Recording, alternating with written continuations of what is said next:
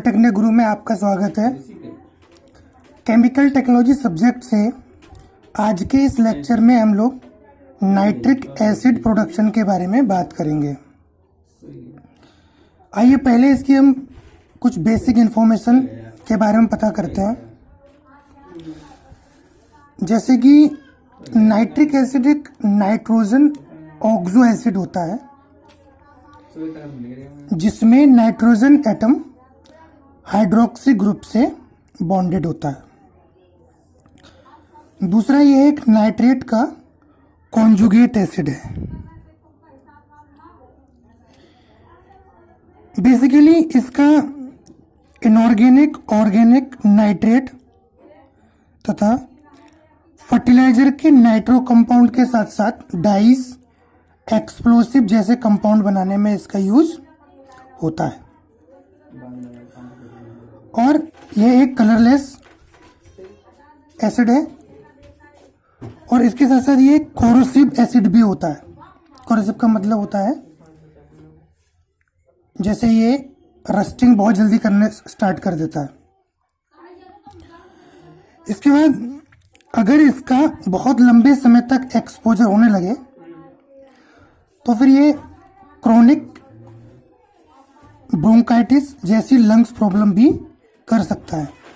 मतलब जो लोग जो वर्कर्स नाइट्रिक एसिड की कंपनी में काम कर रहे हैं और उनको वहाँ पर की वेपर्स होती हैं वो नाक के थ्रू जाकर लंग्स में क्रोनिक ब्रोंकाइटिस जैसी प्रॉब्लम कर सकती हैं।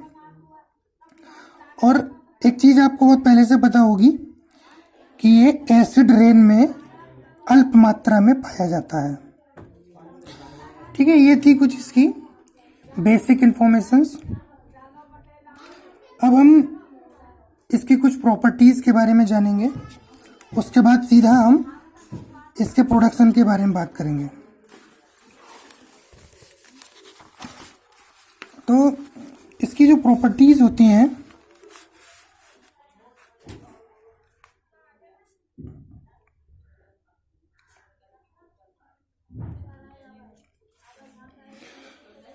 इसका केमिकल फॉर्मूला आप लोगों को पता ही है। क्या होता है? HNO3।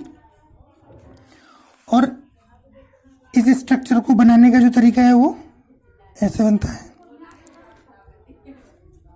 O negative OH double bond O। इसको ऐसे रिप्रेजेंट किया जाता है। इसका मॉलिक्यूलर वेट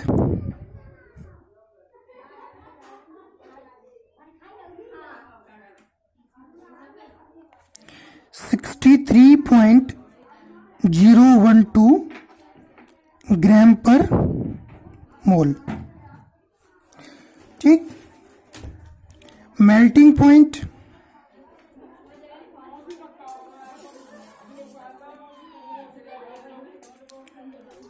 42 डिग्री सेंटीग्रेड होता है।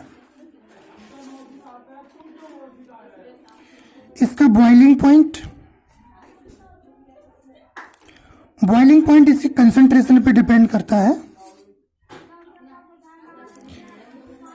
नॉर्मली 83 डिग्री सेंटीग्रेड होता है इसका बॉइलिंग पॉइंट, लेकिन अगर ये 68% कंसंट्रेटेड सॉल्यूशन हो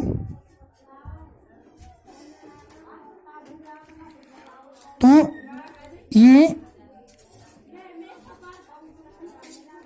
121 डिग्री सेंटीग्रेड पर बॉयल होता है। इसकी डेंसिटी 1.51 ग्राम पर सेंटीमीटर क्यूब।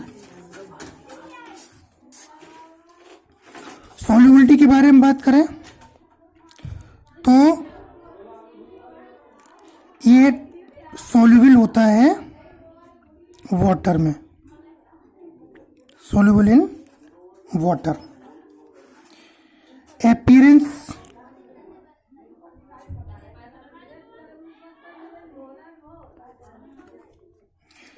अपीयरेंस होती है इसकी कलरलेस,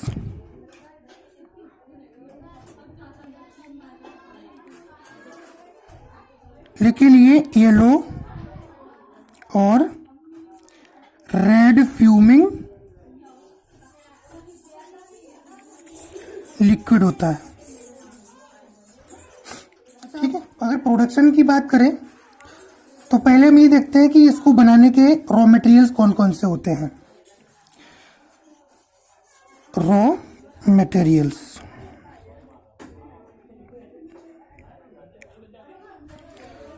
इसको बनाने के लिए पहली चीज तो आपको अमोनिया चाहिए होगी,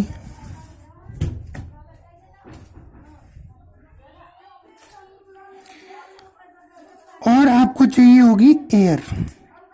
इसके साथ साथ आपको वाटर चाहिए होगा। एयर से क्या निकालेंगे?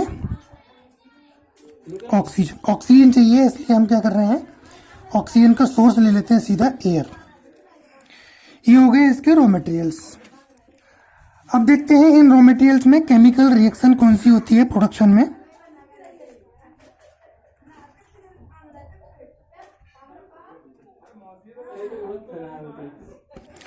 तो इसमें 3 केमिकल रिएक्शंस होती हैं। देखिए, पहली रिएक्शन कौन सी होती है? अमोनिया ऑक्सीजन के साथ रिएक्शन करती है, वहां से ये नाइट्रिक ऑक्साइड बनाकर देता है। और ये जो रिएक्शन है ये प्लेटिनम रोडियम गेज से के कैटलिस्ट पर अपक्रिया करता है, और ये 800 डिग्री सेंटीग्रेड पर अपक्रिया होती है। इसको बैलेंस कर लेते हैं।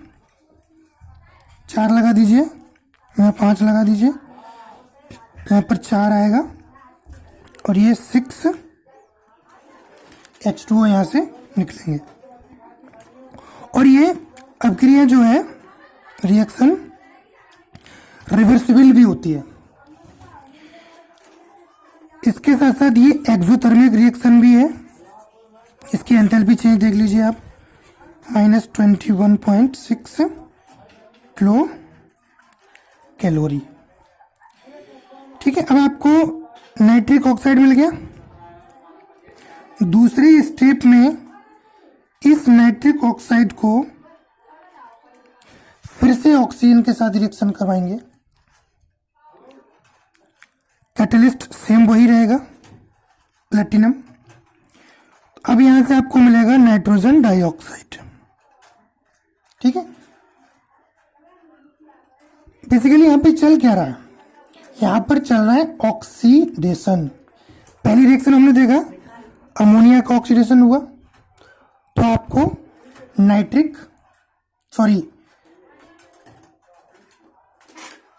ये नाइट्रिक ऑक्साइड मिला। फिर हमने नाइट्रिक ऑक्साइड को दोबारा से ऑक्सीडाइज किया, अब आपको मिला नाइट्रिक डाइऑक्साइड। इसको बैलेंस कर लेते हैं। ठीक है, तीसरी जो रिएक्शन है वो है, अब ये जो नाइट्रिक डाइऑक्साइड है इसको अब हम पानी में एब्जॉर्ब करके पानी के साथ रिएक्शन करवाएंगे। मतलब NO2 प्लस H2O, यहां से आपको ये दे देगा अब नाइट्रिक एसिड।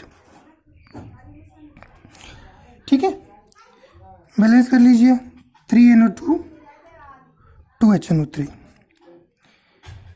तो थर्ड स्टेप में जाके आपको नाइट्रिक एसिड प्राप्त होगा। स्टार्टिंग हमने कहां से की थी? अमोनिया के ऑक्सीडेशन से। वहां से आपको नाइट्रिक ऑक्साइड मिला, उस नाइट्रिक ऑक्साइड को दोबारा से आपने ऑक्सीडाइज किया। ठीक है, फिर आपको नाइट्रिक डाइऑक्साइड मिला, आपको नाइट्रोजन डाइऑक्साइड मिला आपको। फिर तीसरी रिएक्शन में जो नाइट्रोजन डाइऑक्साइड है इसको आपने क्या किया है, पानी के साथ अपक्रिया करवाई है, मतलब पानी में इसको एब्जॉर्ब किया और वहीं पर इसमें HNO3 का कन्वर्जन आपको मिल गया। ठीक है, तो ये थी इसकी केमिकल रिएक्शंस। और हम जब इसकी प्रोसेस देखेंगे तो ये स्टेप बाय स्टेप जो रिएक्शन चल रही है, इनके साथ साथ ही हम पूरी फ्लो शीट और पूरी प्रोसेस को समझते हुए चलेंगे। केमिकल रिएक्शंस के बाद में हम थोड़ा सा मेथड ऑफ प्रोडक्शन के बारे में बात कर लेते हैं। Method of production.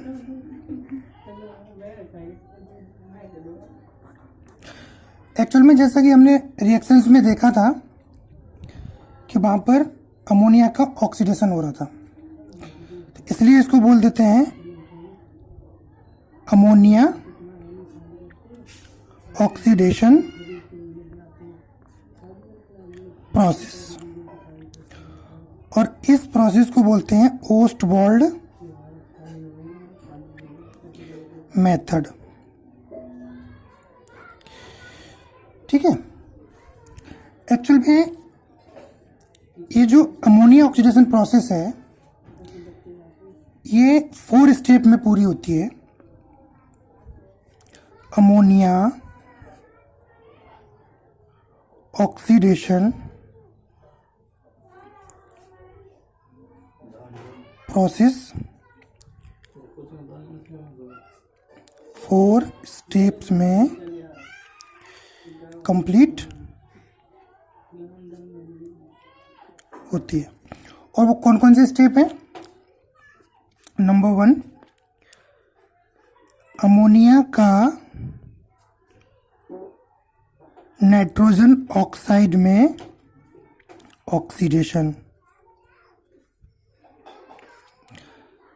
Second step है नाइट्रोजन ऑक्साइड का नाइट्रोजन डाइऑक्साइड में ऑक्सीडेशन। तीसरा स्टेप है नाइट्रोजन डाइऑक्साइड का वाटर में एब्जॉर्प्शन। ठीक है, अब हमने नाइट्रोजन डाइऑक्साइड को वाटर में एब्जॉर्ब कर लिया। यहाँ पर रिएक्शन भी होगी और आपका HNO3 भी फॉर्म होगा।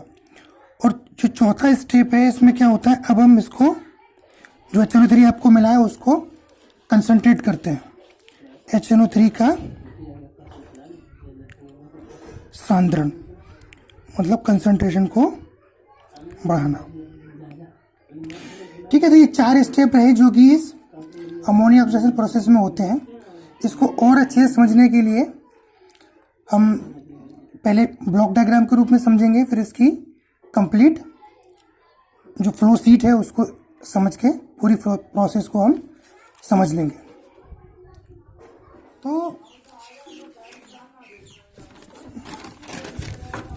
देखिए, इसमें जो यूज़ होने वाले बेसिल्स हैं वो आपको मैंने पहले से बना के रखे हुए हैं।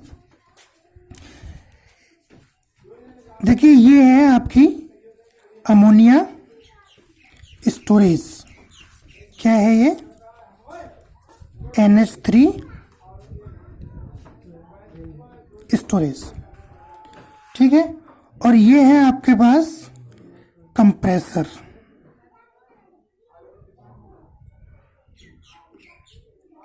ठीक, क्योंकि हमें रॉ मटेरियल में अमोनिया चाहिए और क्या चाहिए? ऑक्सीजन चाहिए। तो इसलिए हम क्या करेंगे, अमोनिया स्टोरेज से अमोनिया लेके आएंगे और कंप्रेसर से एयर को कंप्रेस करेंगे। उसके बाद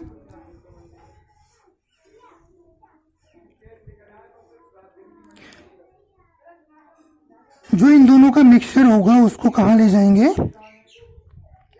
एक रिएक्टर में। और ये रिएक्टर पूरा क्या है, इसको आप कन्वर्टर बोल लीजिए। क्या बोलेंगे? कन्वर्टर। और ये जो कन्वर्टर टाइप का रिएक्टर है इसमें 3 हिस्सों में डिवाइड रहता है। ठीक है, पहला वाला जो हिस्सा है इसको बोलते हैं कन्वर्टर।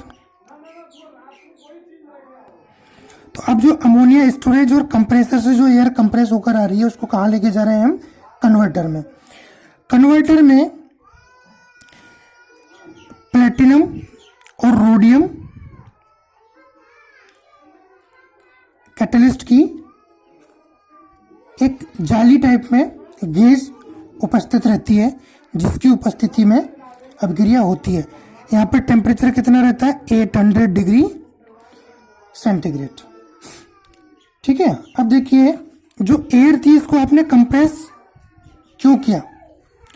कंप्रेस करेंगे तो क्या होगा? इसका प्रेशर बढ़ेगा और साथ साथ इसका टेम्परेचर भी बढ़ जाएगा। मतलब जो पहले से इसमें कुछ मॉइस्चर होगी वो उससे निकल जाएगी।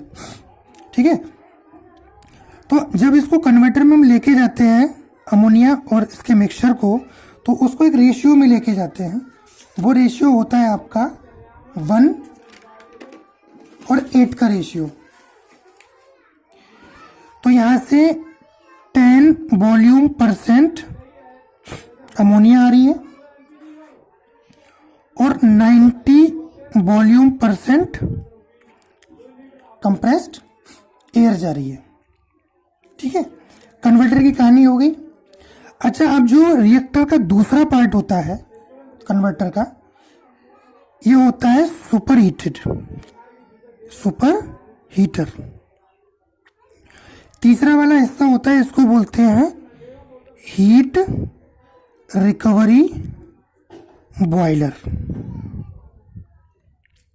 ठीक, तीनों हिस्से हो गए इसके। अब पहले स्टेप में मैंने आपको यह बताया था कि जो अमोनिया की और ऑक्सीजन की जो ऑक्सीडाइजिंग रिएक्शन है वो कैसी है? एक्सोथर्मिक है। तो उसमें से हीट निकलेगी। ठीक है। वो हीट प्लस जो 800 डिग्री टेम्परेचर पर अभिक्रिया करवाई जा रही है वो हीट मिला के काफी ज्यादा हीट हो जाती है। तो इस हीट को हम व्यर्थ ना होने दें, इसलिए क्या करते हैं, इसके अंदर ही उसको एडजस्ट कर लेते हैं। कोई भी इंडस्ट्री अपने किसी भी मटेरियल को या किसी भी एनर्जी को वेस्ट नहीं होने देती है। उसकी कोशिश यही रहती है कि वो उसको कहीं ना कहीं यूटिलाइज करती रहे। ठीक है, आगे बढ़ते हैं। तो जो हीट आ रही थी उसको कंज्यूम करने के लिए देखिए यहाँ पे क्या है, हीट रिकवरी बॉयलर है।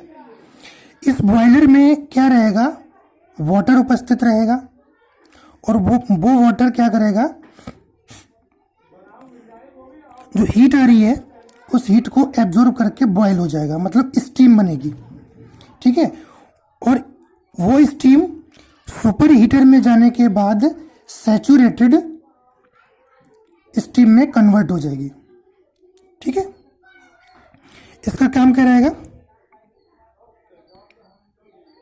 सुपर हीटर से जो स्टीम निकल रही है वो कैसी है, सैचुरेटेड है।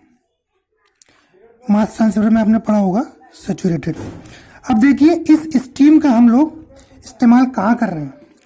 ये जो कंप्रेसर है, कंप्रेसर को चला रहे हैं हम टरबाइन से।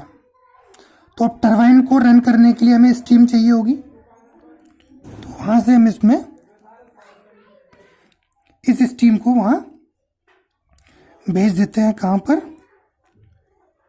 टरबाइन में। ठीक है। ये जो सेक्शन है आगे वाला, ये क्या है, टरबाइन है। ठीक है। अब टरबाइन में आ गई, टरबाइन रन हो गया। अब कंप्रेसर का काम हो गया स्टार्ट। एयर आएगी और उसको ये कंप्रेस कर करके कन्वर्टर में सेंड करता रहेगा। ठीक है। अच्छा, अब जो ऑक्सीडेशन होने के बाद में जो मिक्सचर निकलेगा या जो प्रोडक्ट निकलेगा, उसके साथ साथ कुछ ना कुछ कैटलिस्ट भी आएगा। कैटलिस्ट आएगा तो क्या होगा, अगर इसको नहीं निकाला तो क्या करेगा, आगे जाके पूरी प्रोसेस में अपक्रिया करवाने की कोशिश करता रहेगा ये। तो इसलिए हमने क्या लगा दिया यहाँ पर, catalyst recovery filter. Catalyst recovery filter. ठीक है, कैटलिस्ट एक बार फिल्टर लग गया। अब इसमें से ये फिल्टर क्या करेगा, कैटलिस्ट को फिल्टर कर लेगा और जो विदाउट कैटलिस्ट मटेरियल बचेगा, मिक्सचर बचेगा, उसको आगे फॉरवर्ड कर देगा। ठीक है, इसके बाद ये दो सेक्शन को क्रॉस करता है। एक तो ये है टेल गैस हीटर और दूसरा ये वाला जो हिस्सा है ये इसको बोलते हैं स्टीम इकोनोमाइजर।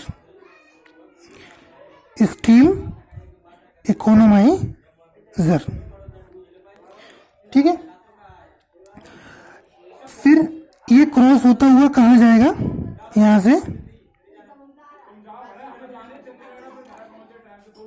ये होता है डाइल्यूटर और इसमें ऊपर से पानी आता है। ठीक, अब ये देखिए जो टेल गैस है इसके बारे में बाद में बात करेंगे। जो स्टीम इकोनोमाइजर है, मैंने आपको बताया था कि ये क्या करता है, इकोनॉमी को मेंटेन रखता है और जो भी हीट बचती है उसको ये क्या करता है, जैसे हीट एक्सचेंजर काम करता है वैसे वैसे ये काम करने के बाद में उसमें से हीट को निकाल कर क्या करेगा, इसमें से जो इसने हीट निकाली है उसको वापस कहाँ भेज देगा, ये दोबारा से हीट रिकवरी बॉयलर में। ठीक है, और दूसरी चीज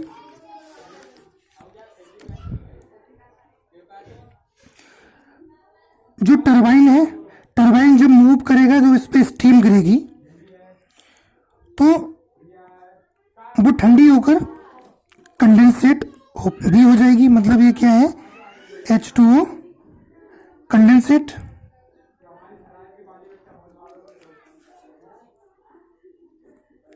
ठीक है, इसको भी हम कहाँ ले जा रहे हैं, स्टीम इकोनोमाइजर में। ठीक है, तो स्टीम इकोनोमाइजर क्या करेगा, इस कंडेंसेट को दोबारा से स्टीम में कन्वर्ट कर देगा। हीट इसको मिलेगी दोबारा से और कहाँ चली जाएगी, वो कंडेंसेट में, और कंडेंसेट दोबारा से स्टीम में वो कन्वर्ट हो जाएगा। ठीक, और इसको दोबारा से हमने कहाँ भेज दिया, हीट रिकवरी बॉयलर में। ठीक, यहाँ तक की कहानी क्लियर है। अच्छा, अब आते हैं हम डाइल्यूटर पर। यहाँ पर क्या कर रहे थे, हम पानी डाल रहे थे। अब यहां तक आपको मिला क्या, यहां पे क्या आ रहा था, नाइट्रोजन ऑक्साइड आ रही थी। अब वो नाइट्रोजन ऑक्साइड यहां आकर जो डाइल्यूटर है ये इसमें आके डाइल्यूट होगी और यहां पर 9 से 10% डाइल्यूट एसिड प्राप्त हो जाएगा आपको। ठीक, डाइल्यूट एसिड प्राप्त हुआ आपको, लेकिन पूरी तरह से ये कन्वर्ट नहीं हो पाता है। फिर क्या करेंगे, ये जो 9 से 10% डाइल्यूट एसिड है इसको हम कहाँ लेके जाएंगे, ये आपको एक और टावर दिखाई दे रहा है। इस टावर को हम बोलते हैं oxidation and absorption tower. Oxidation and absorption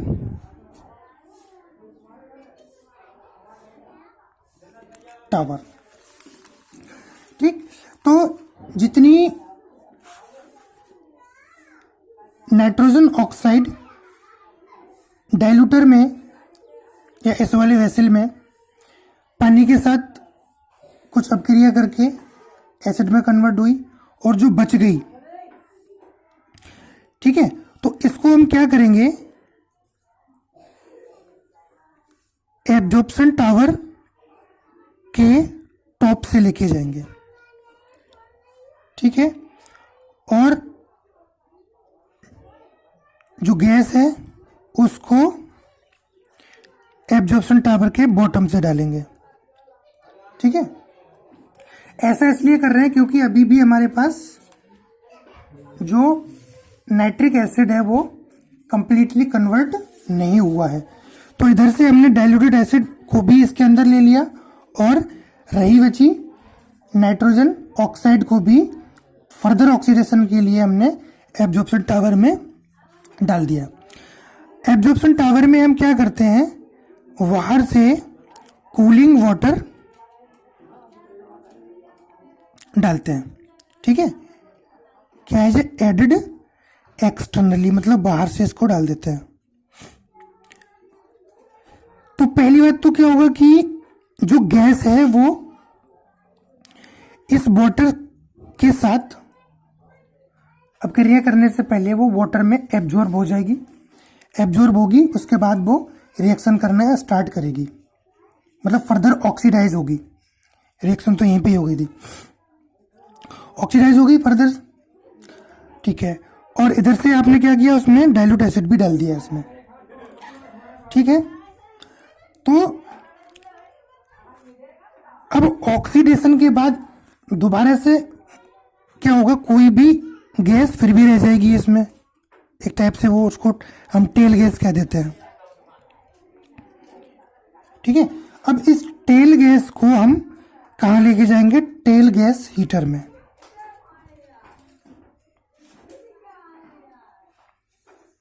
ये लो, टेल गैस हीटर में आ गई है। ठीक, अब टेल गैस हीटर है तो क्योंकि गैस है तो इसलिए क्या करेंगे, इसको हम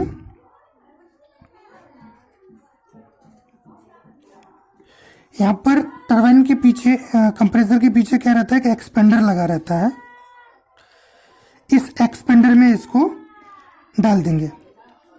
ठीक है, तो एक्सपेंड क्या करेगा, एक्सपेंडर क्या करेगा, टेल गैस को एक्सपेंड करके, ठीक है, कहाँ डालेगा, कंप्रेसर में। कंप्रेसर उसको एयर के साथ मिक्स करके दोबारा से उसको कंप्रेस करके फिर से प्रोसेस में ले लेगा।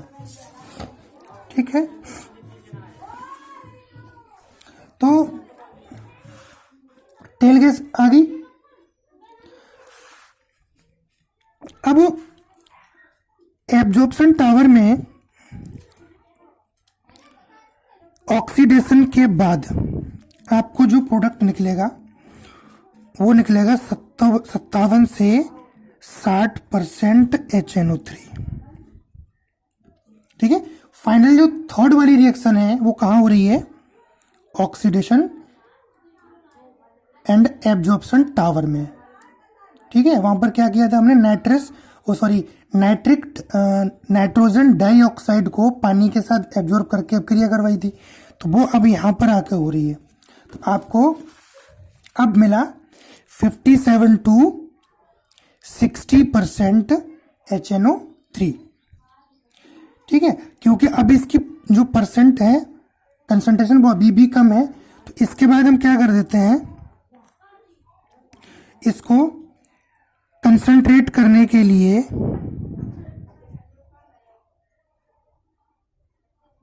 कंसंट्रेशन इंक्रीज करने के लिए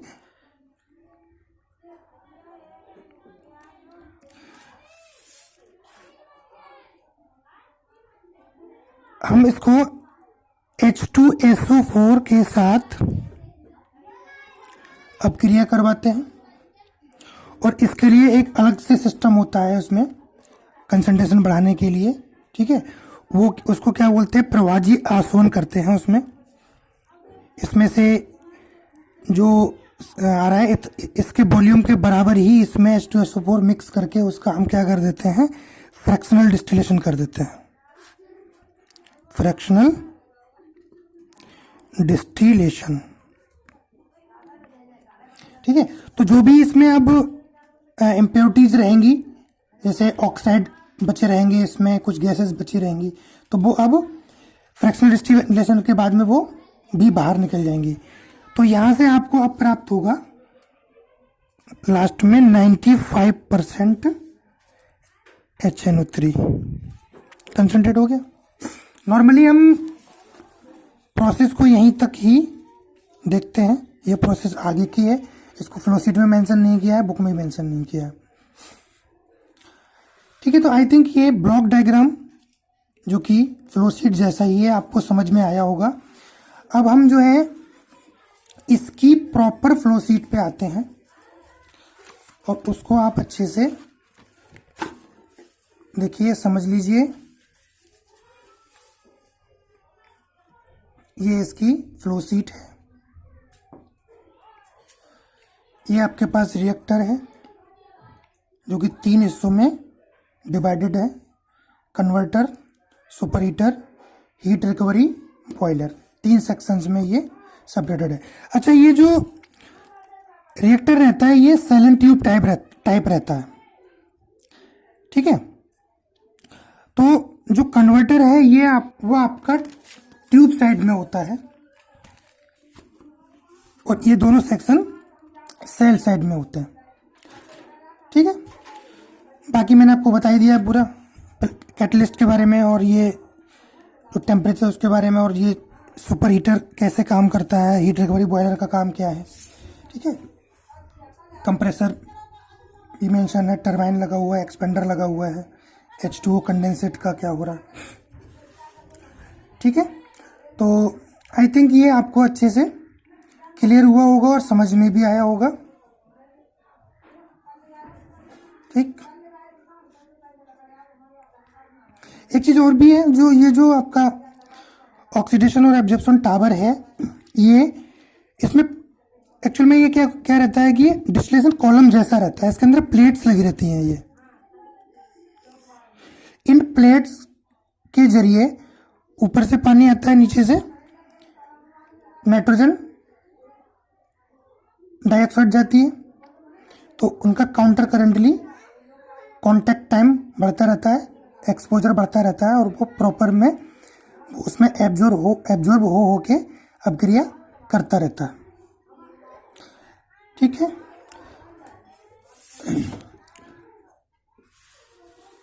तो इसकी थ्योरी भी मैं इसमें ऐड कर दे रहा हूँ, कंप्लीट प्रोसेस इसकी।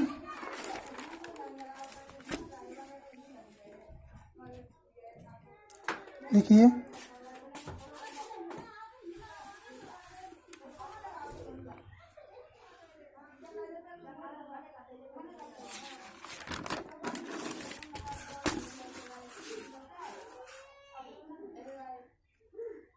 इसमें मैंने बताया हुआ है कि जो अमोनिया ऑक्सीडेशन होता है वो 4 स्टेप में होता है। देखिए, ये मैंने इसमें मेंशन कर दिया है।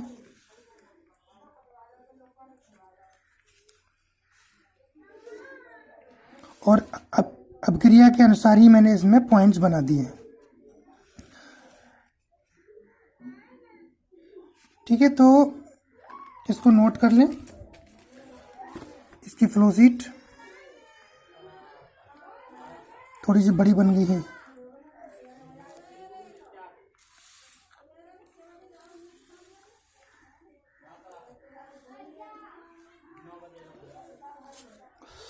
तो आज के लेक्चर में इतना ही, मिलते हैं नेक्स्ट लेक्चर में। तब तक के लिए धन्यवाद। खुश रहें, आबाद रहें, पढ़ाई करते रहें।